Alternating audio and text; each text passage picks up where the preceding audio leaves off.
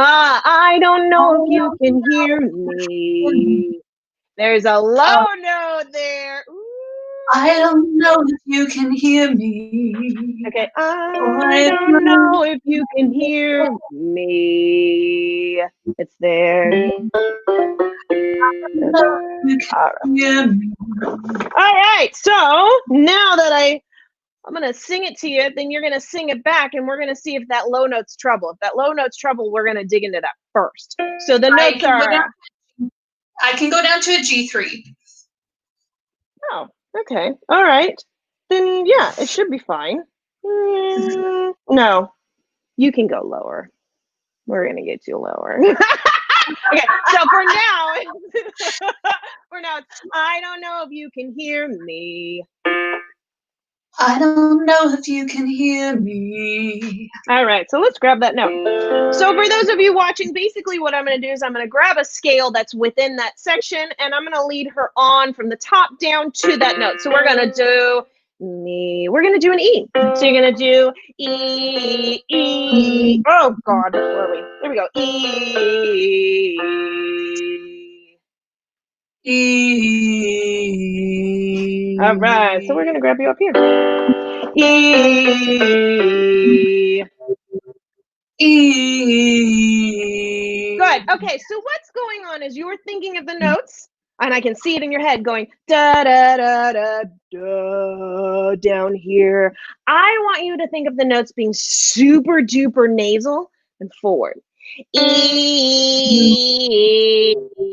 And I want you to take your hand, and as we're going into those last three notes, you're going to stare at your hand like they're steps, and these are what the notes are right here, and they're moving up.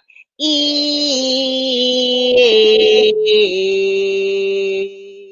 And you're placing it. Yeah, we're taking some of the weight off of the vocal cords. So what's happening is as you sing lower, the vocal cords actually shrink up and thicken, and they have more vibration.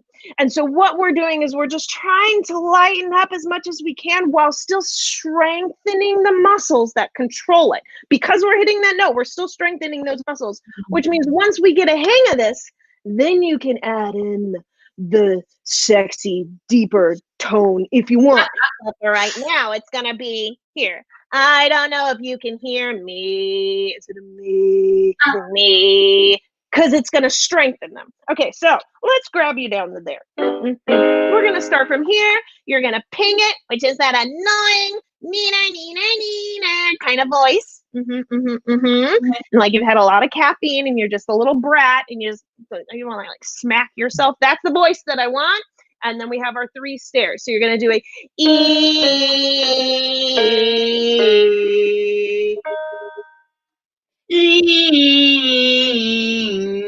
Good. Let's grab the first note.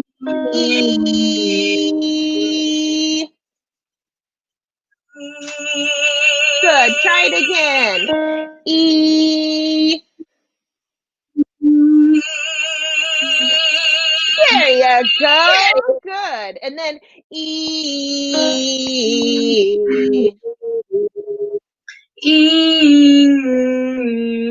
Yeah, I want to see that hand though. Nasal hand. Good. I'm going to sing it again. E.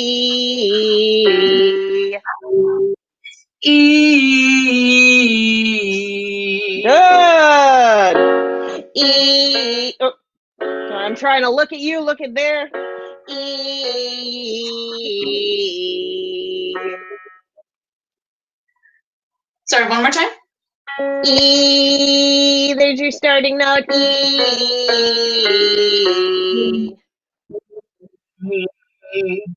E. Good. And your starting note is E. E. E. E. Good. E.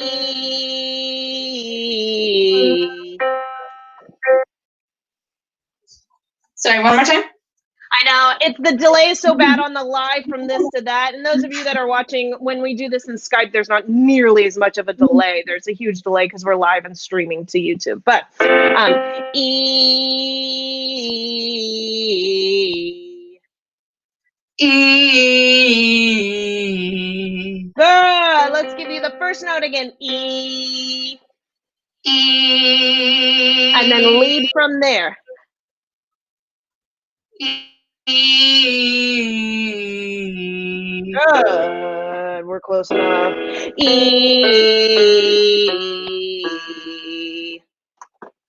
E. Yeah, we're gonna get there. We're gonna get there. You're so close. We're almost there. Let's do it again. E.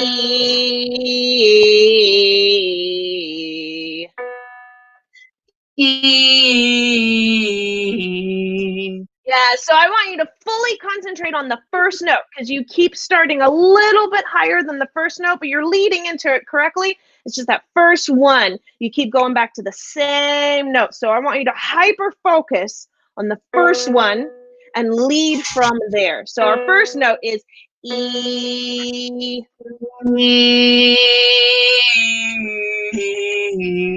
Yeah, see how I wanted to go lower? Good.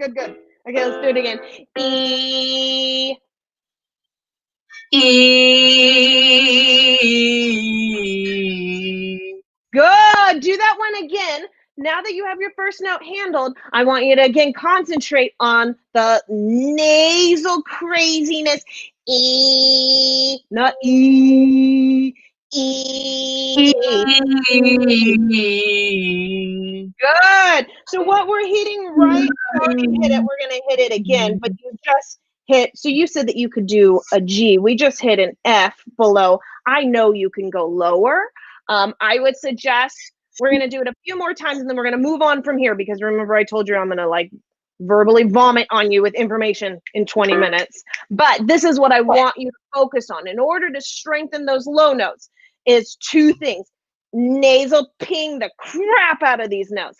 They are not beautiful, sexy, deep, round notes. They are annoying, animatronic sounding E. Sorry, I lost my hand. But the last three, you're thinking up, up, up. E. To strengthen those muscles. Let's try it one more time. E. Yeah. No cheating. Each time you're doing it, you're starting higher. You're like, wait, I can get it. I'm just gonna lift it up in a little bit. Ta-da! All right, so I think you can hit the note just fine, but that is a drill that I want you to work on. And for those of you that are watching, this is also a great way to strengthen your low notes is to do those two things right there. So let's go back to the song. I'm just gonna rehash on it to make sure that we're set right. Sing, lady, sing. Hear me. Okay, I don't know if you can hear me. And then there's the note that we just hit. So you're gonna sing it as I don't know if you can hear me. Annoying. Me. We are here. Okay. Oh, it's an octave. Why didn't I notice that before? I and me are an octave. So I don't know if you can hear me. I don't know if you can hear me. That's okay. Let's try it again. You can do it. I swear. All right. I. Too high? No, that was perfect. That was it. I don't know if you can hear me. Good. That's okay. So that's something that we want to work on. That's going to go on your checklist as you rewatch this. That's a note that you want to mess with. Now, with moving on, we're going to just change it. I think you would change it to, I don't know if you can hear me. Let's just keep it on the same note for now because there's other stuff I want to work on within this whole thing. So I don't know if you can hear me. So the very first word should be nice and open as a foundational technique. I don't know if you can hear me, right? So let's try that with an I don't know if you can hear me. yeah. So I want your I to sound like more like an ah for this case, just for this training. So it's I don't instead of I don't know if you can hear me. I don't know if you can hear me. Good. So sing I. Good. So right now it's an I, and it's got a lot of like a little bit of tension and back placement. I want to round it and soften it. So we're gonna say ah. Yeah. Ah. Give me an H on this. Ah. There you go. It's kind of like round English kind. I hope no one's from like Britain or England on it. But, Princess, so we should be round. Yes, we're round. I don't know if you. That's what I want. Instead of I don't know, which is more thinner and spoken, but again, we're trying to create the dynamics and then put in the characterization. So So more like this, like mixed voice, rounded forward. Yeah. I don't know if you can hear me. Yeah, that's better. That's better. But even then, as you listen back, you'll hear the difference between your I and my I. Right now, your I is more of an I don't know, and I'm asking for a I don't know. It's more raw. No. Yeah. I don't know if you can hear me. I just have to say that. Eve, you cracked me up. Eve says, as a Brit, I confirm that is what we sound like. I don't know if you can hear me. No, yes. I don't know. So go ahead and hit that again. That sounded beautiful. So I have to stop laughing. I don't know if you can hear me. We're going to stay on the same note for now. I don't know if you can hear me. Good. I feel like there's the attitude, like, I don't know. I love it. But yes, the is just a bigger open space. So, and then now we're going to take that sound, we're going to send it all the way forward. I don't know if you can hear me. I don't know if you can hear me. Good. So we're right. Hang on. You can hear me. So our note is here. I sing that first note. There you go. That's it. Now, I. Yes. Do it again.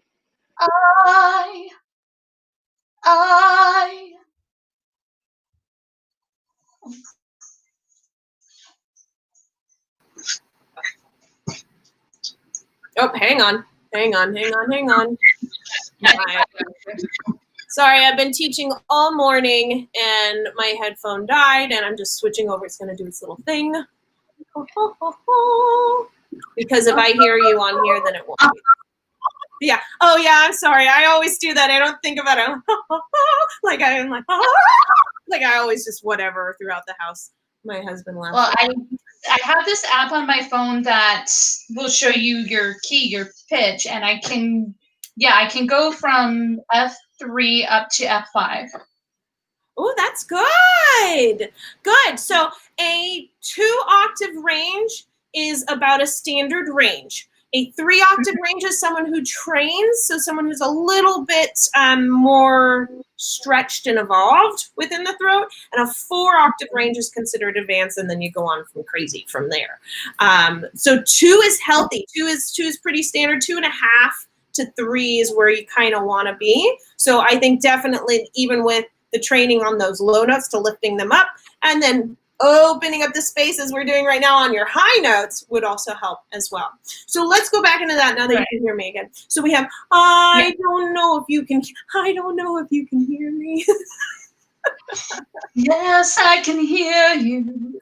Good. I don't know if you can hear me. Good. I don't know if you can hear me. Beautiful. I So we're gonna lead each one all the way forward. I don't know if you can hear me. I don't know if you can hear me. Good. I don't know if you can hear me. Okay, so right now what's happening, the other thing I want to work on is your attack onto the notes. So right now there's a little bit of a this is where I jump on here and I kind of show you what I'm talking about. You guys never get to see the full. I have another half of my body. All my videos I'm always hiding. But right now it's like here. I don't know if you got like a contraction going on in here. And that's not what we want because we don't want it to attack the vocal cords. So what we're going to do is I'm going to teach you, it's singing on the tail end of the breath. Sorry, I'm putting my Crocs back on. Yeah, I wear Crocs when I work. You're lucky I have pants on, you know? It's a good day. No. Okay, so what was true? Kind of true. I'm not lying. So making sure that as we're going into this, I don't know if you can hear me. We have the big open space. We're sending it all the way forward, but that is tightening up. So what you're going to do is you're going to take your hand. This is going to be a weird hand exercise. And you're going to think of the air coming in and then flowing out. So it starts, sorry, wrong side. Oh my goodness. It's reversed on here. It starts here. This is where our air is going to start. We're not going to bring it from the bottom and scoop it up, but we're going to think of it here. And you're going to breathe in and then sing out like a wave as it's coming up and over. Because right now what you're doing is, you're delaying. There's a pause, then you sing, and it's causing that tension. So what you're going to do is really focus on opening, and as soon as you breathe in, sing on it. I don't know, no pausing. I don't know. I don't know. I don't know. Good. Okay, so let's go over breath then in space. Again, vomit information. Here we go. Jaw is unhinged and down. Tongue is flat. Nose is flared, and you got crazy face going on. So we've got polar opposite. Yeah. So when you breathe, this is going to open up. So I want you to take in breath kind of like you're surprised. So you're going to have everything open and then go. And you should feel air hit the back of your throat. You need the mouth to be fully open. Then air, then sing. So all the way open. Let me see your jaw unhinge. Yes. Then the air comes in. Absolutely 100% suggest doing this in front of a mirror because you think you're opening your mouth all the way, but you're not. You're opening right like that. And we want, and then the air comes in. Yeah. So what happens is when so much time has gone by that you're not used to opening it, these muscles actually shorten.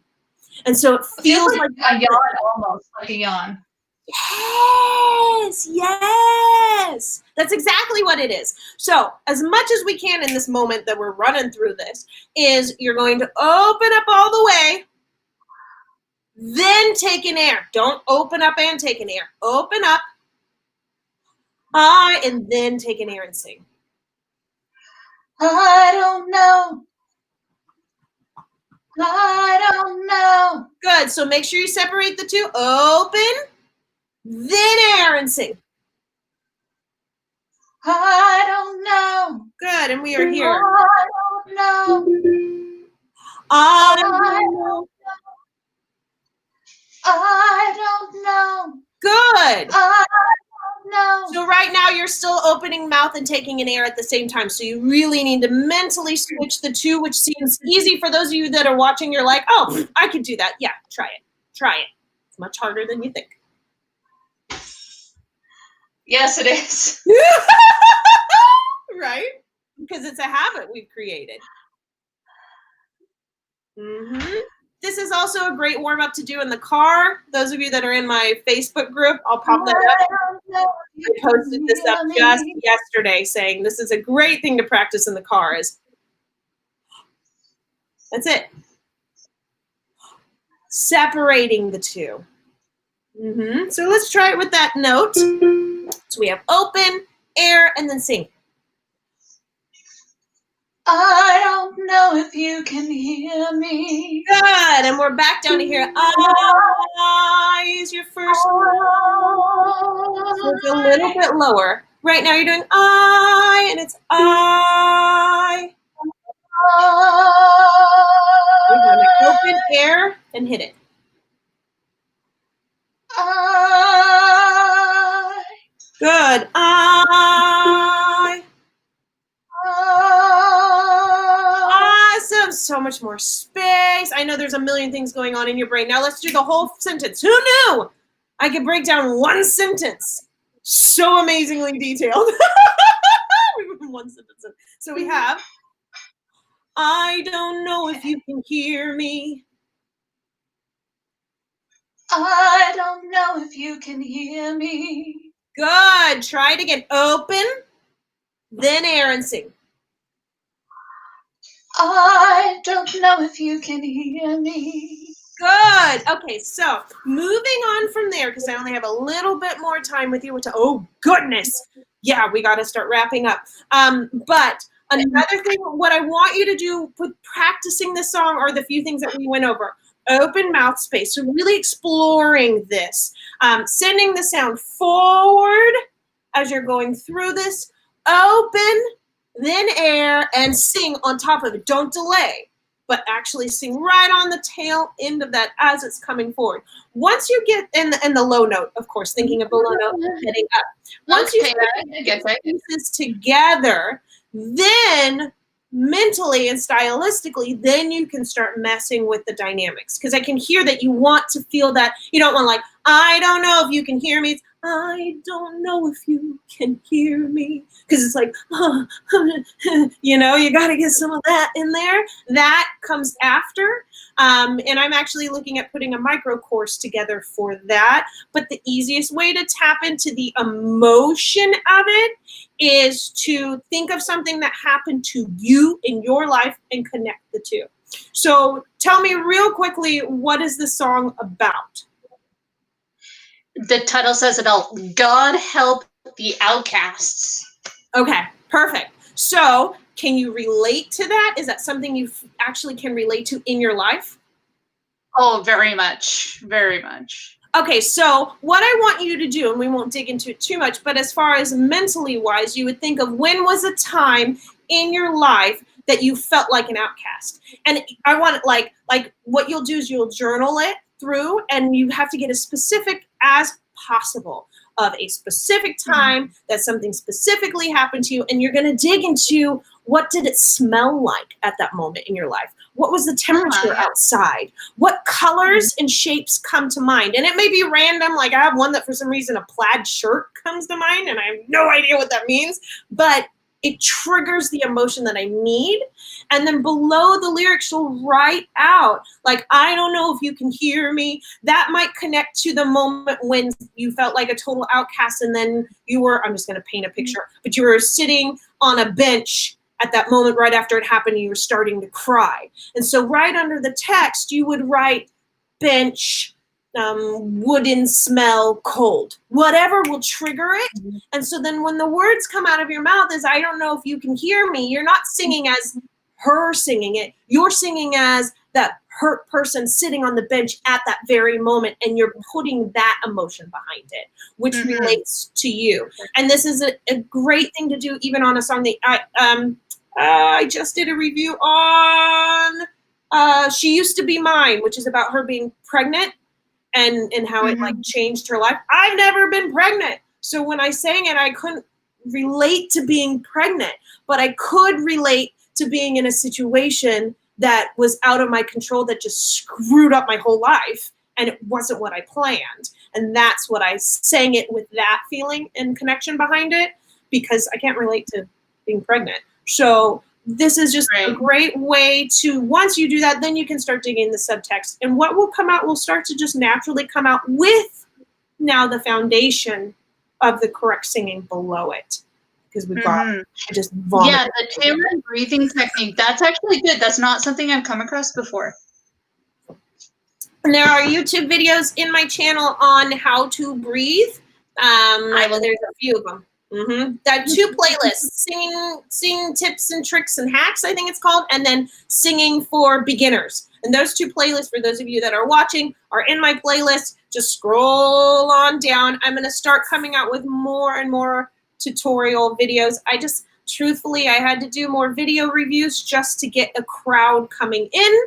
And then now I can start putting more valuable content, but I had to kind of do the algorithm thing and like pull everybody in first. And then I can start dumping more knowledge on you again. And then I'll pull more in and then dump knowledge on you. It's been awesome connecting with you though, really. Yes. Can I tell you really quickly about one of my favorite notes to hit when you want to get like really unleash your like full chest voice and have a lot of fun with it? Yeah. It's the last note in Poor Unfortunate Souls. You know, Poor Unfortunate Souls, Little Mermaid. Poor Unfortunate Souls. You hit the top of the souls kind of like with a good mixed voice, but then you let it like cannonball down into your chest. So it's like a slow flip. Nice. If you hit it right, it feels like turning a swan dive into a cannonball. Yeah. Just go, souls. Yeah, it's almost like a fire drill warm-up where you're like, yeah, and then you go into the chest. Nice. It's almost like, those where, like those burlesque or vaudevilles where they would do like that really exaggerated slide. Kind of like that, but it's like more like a slower flip, and you just kind of let it cannonball down. It's really fun. Beautiful. I would suggest also, if you wanted to do the opposite, I always suggest doing opposites of everything. So if you've got the cannonball down, try starting from the bottom and heading up to it and see what happens and what changes it is. Because as you head down, then the vocal cords are slowly thickening up. But as you do the opposite, they're slowly stretching out. And see if you have both sides of the muscles and strengthen both ends. Right. You will find that you will be better at one than the other. Some are better at descending, some are better at ascending. It just depends on what you kind of cater to. So, yeah. All right, Kayla, thank you for being on here. I truly appreciate it. I'm going to open it up to questions for 3 minutes. All right. I will see you in the group. Okay, so all right. Bye. Okay, how do I hide? There we go. Okay, beautiful. All right, you guys, do you have any questions? You have me for 2 minutes, and then I gotta go and do another lesson. Oh, Eve, you're so cute. Eve says, I've been watching your videos for a week, and I can honestly say I've improved a lot already. That is, seriously, Eve, if you are not in my Facebook group, you need to join my Facebook group. We do free, like right now we're actually in a warm-up challenge. It's called the 5, 10, 15 challenge. And everyone declares if they're going to warm up for 5, 10, or 15 minutes each day for the whole week. And then at the end, whoever was the most active in the group, not whoever warmed up the most, but whoever was the most actively trying, they win a prize. So we do all sorts of stuff in my group. It's totally free. And I'll pop that back up on here again. Okay, oh, right, there we go. So we have one question. Does the pinginess help strengthen the voice better than the nicer sound, or is it more about finding more forward placement? Okay, so it depends on far as like strengthening, so to speak. It depends on what you're trying to strengthen. If you're trying to get more power from your voice and you want to do it in a more contemporary voice, so not as much of an operatic or round or classic musical theater voice, you want a more of a nowadays musical theater voice, so to speak, then yes, pinginess will help. Because pinginess, basically what we're doing is we're hyper stretching those vocal cords. It has a lot to do with placement and with that stretching and strength. And what I find with a lot of singers is that as they're trying to sing higher up or sing in a mixed voice or in a belty or fuller voice, they're trying to do it with too much air and tension. So for instance, it would sound like if we're here. So it would be a ah, and you can kind of hear the ha and the I call it the UGH or the the ah, and it's just harsh. And basically what the vocal cords are doing is they're getting a lot of tension. So as you look in the throat, the muscles that are inside the throat either contract open or close. They're always active, constantly active. And so when you're pushing from the diaphragm or from the stomach and you're contracting, it's causing this throat to start to close up out of safety for the vocal cords because it thinks it could be under attack, as well as just air tension and body tension coming through. So when you're doing this pinginess sound, or when you're trying to belt, when you're trying to belt with this close, you have the and it just doesn't have the same strength. So the sound difference would be instead of or So I hope it comes through and I'm not blaring your ears out, but I'm gonna hit it with a ping, and then you're gonna watch my mouth adapt and open up. So or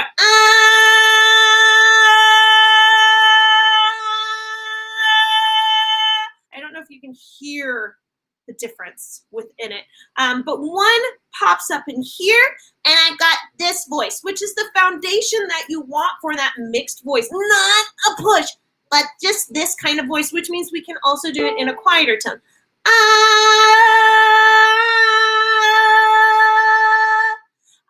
It gives a strength to your belt, because you're asking, does it strengthen the voice? It gives it a strength without the need for pressure and tension. It also helps with volume control because you're more adapting it at a level of like technique and not a level of just gutting it and hoping that it works. However, the nicer sound is really good to have. Okay, I can hear it, I can understand. Thank you. Good beat, Daddy.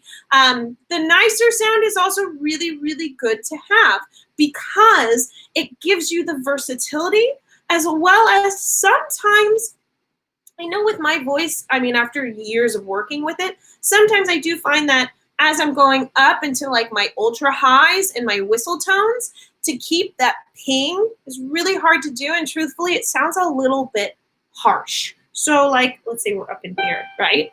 And I'm trying to do an E, right? So I'm like, it just sounds a little bit nails on a chalkboard kind of thing up there. But if I round it,